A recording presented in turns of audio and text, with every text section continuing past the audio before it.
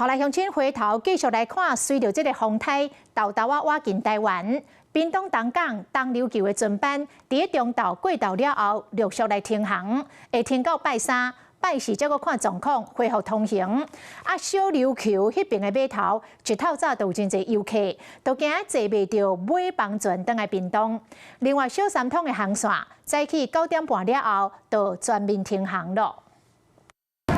从月洲搬起的船顶，受到风台影响，东流线将会停驶2天。民众把按尾帮船先将粮食加民生物品准备好势。这第一车，等一下还要再陆续跑，对不对？应该会。厂商无用社会将月洲送起的船顶，这拢是小琉球当地居民的民生用品，码头也拢是要对小琉球返来游客。烦恼未来会受到风雨影响，大家拢提早返来台湾的本岛。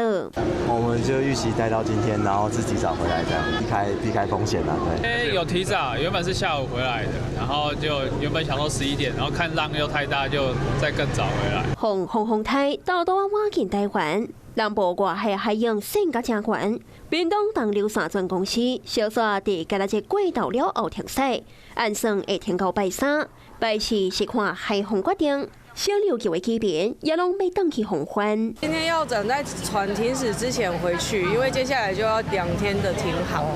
对，但是11月有台风是蛮少见的。哎呦，我食那个晕船药。加晕船吼，他看也欢乐红台来啊。还有琉球乡亲滞留在那边的，那么可能今天都会陆续回来，预计会多于昨天去的人。船公司讲，所有的船只拢会插去太平湾。